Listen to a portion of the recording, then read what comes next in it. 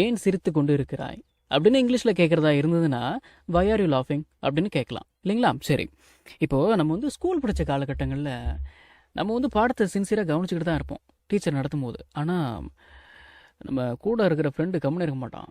சில நேரங்களில் ஏதோ ஒன்று சொல்லி சிரிப்பு காமிச்சிக்கிட்டே இருப்பான். அந்த நேரம் பார்த்து டீச்சர் பார்த்துருவாங்க. பார்த்துட்டாங்கன்னா என்ன பண்ணுவாங்க? பாராட்டுவாங்களா இல்லை திட்டுவாங்க? ஏய் ஏந்திரி, ஏன் சிரிச்சிட்டு இருக்க அப்படின்னு கேட்பாங்க. இந்த நேரத்தில் நம்ம பயந்து போய் நம்ம மேலே எதுவும் தப்பு இல்லை இல்லைங்களா, அதனால் வந்து நம்ம ஃப்ரெண்டை மாட்டி விட்ருவோம். சார் இவன் தான் சார் சிரிப்பு காமிச்சான், அதனால தான் சார் நான் சிரித்தேன் அப்படின்னு அவனையும் மாட்டி விட்ருவோம். இப்போது இவன் தான் சார் சிரிப்பு காமிச்சான், அதனால தான் சார் நான் சிரித்தேன் அப்படின்னு சொல்லணும். எப்படி சொல்லலாம் இங்கிலீஷில்? கொஞ்சம் யோசிக்கலாமே. அதாவதுங்க, சிரிப்பு காமிக்கிறதுன்னு என்னது? ஏதோ ஒன்று ஜோக் சொல்லியிருக்கான் இல்லைங்களா, ஏதோ ஒரு ஜோக் சொல்லியிருக்கான் அதானே. சரி, இவன் என்னிடம் ஒரு ஜோக் சொன்னான், அதனால தான் நான் சிரித்தேன் அப்படின்னு சொல்லணும். சார்ன்ற ஒரு வார்த்தையை சேர்த்துக்கோங்க. சார் இவன் என்கிட்ட ஒரு ஜோக் சொன்னான் சார், அதனால தான் சிரித்தேன். எப்படி சொல்லலாம்? சார் அவன் என்கிட்ட சொன்னான், இல்லை இவன் என்கிட்ட சொன்னான் அப்படின்னா ஹீ டோல்டு மீ தானே. சரி, என்னது சொன்னான்? ஒரு ஜோக்கு, ஜோக்குன்னு சொல்லுங்கள்.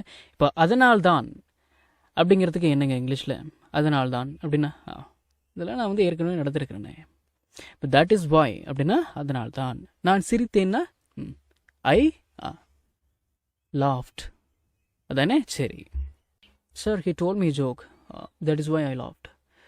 சார் இவன் என்கிட்ட சிரிப்பு காமிச்சேன் சார், அதனால தான் சார் சிரித்தேன் அப்படின்னு அர்த்தம். சரி, வாங்க சாப்பிட்லாம், வாங்க சாப்பிட்லாம், சாப்பாடு ரெடி ஆகிடுச்சு, வாங்க சாப்பிட்லாம். பேசுவோமா இல்லைங்களா? எப்படி பேசலாம்? சரி, சாப்பாடு ரெடி ஆகிடுச்சுன்னு சொல்லணும் இங்கிலீஷில். அது எப்படி சொல்லுவீங்க? ஒன்றும் இல்லை, காலை சாப்பாடு ரெடி ஆகிடுச்சுன்னா பிரேக்ஃபாஸ்ட் இஸ் ரெடின்னு சொல்லுங்கள். மதிய சாப்பாடு ரெடி ஆகிடுச்சுன்னா லஞ்ச் இஸ் ரெடின்னு சொல்லுங்கள். நைட்டு சாப்பாடு ரெடி ஆகிடுச்சுன்னா டின்னர் இஸ் ரெடின்னு சொல்லுங்கள். ஆச்சுங்களா? சரி, இப்போ வாங்க சாப்பிட்லாம் அப்படின்னு சொல்லணும். உங்கள் குடும்பத்தில் இருக்கிற ஆளுங்களை பார்த்து எப்படி சொல்லுவீங்க? Let's have breakfast. காலை சாப்பாட்டுக்கு கூப்பிடுறதா இருந்ததுன்னா. இதுவே மதிய சாப்பாடு ரொம்ப கொள்ளுறது இன்னைக்கு. சரி, மதிய சாப்பாட்டுக்கு கூப்பிடுறதா இருந்ததுன்னா லெட்ஸ் ஹாவ் லஞ்ச். வாங்க சாப்பிட்லாம் அப்படின்னு மதியம் நீங்கள் கூப்பிட்டீங்கன்னா எப்படி கூப்பிடணும்? Let's have lunch. இதுவே நைட்டு சாப்பாட்டுக்கு வாங்க சாப்பிட்லான்னு கூப்பிடுறதா இருந்ததுன்னா லெட்ஸ் ஹாவ் டின்னர். அவ்வளோதான்.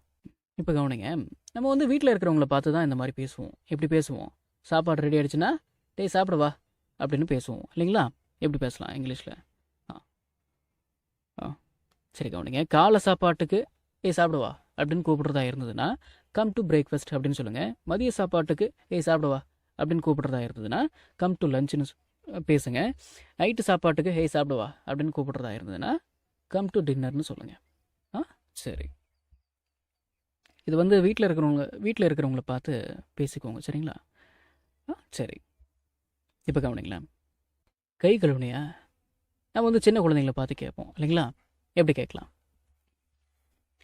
கடந்த காலத்தில் ஒரு செயலை செய்தாயா அப்படின்னு கேள்வி கேட்குறதுக்கு இங்கிலீஷில் இந்த டிட்ன்ற வார்த்தையை பயன்படுத்தி கேள்வி கேளுங்க.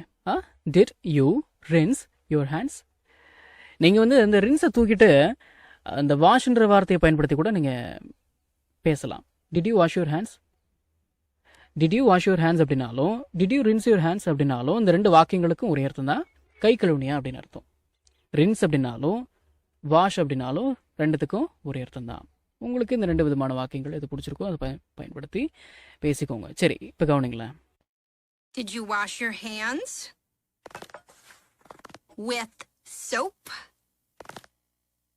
இப்போ அந்த பொம்மை பாப்பா என்ன பேசுனுச்சு அப்படின்னா did you wash your hands with soap அப்படின்னு பேசுனுச்சு. அதுக்கு என்னங்க தமிழ் அர்த்தம்? சோப் போட்டு கை கழுவுனியா அப்படின்னு அர்த்தம். Did you wash your hands with soap அப்படின்னா சோப் போட்டு கை கழுவுனியா அப்படின்னு அர்த்தம். சரி சரி, இப்போ கவனிங்க, பணம் இன்னைக்கு வரும் நாளைக்கு போகும் அப்படின்னு எப்படி பேசலாம்?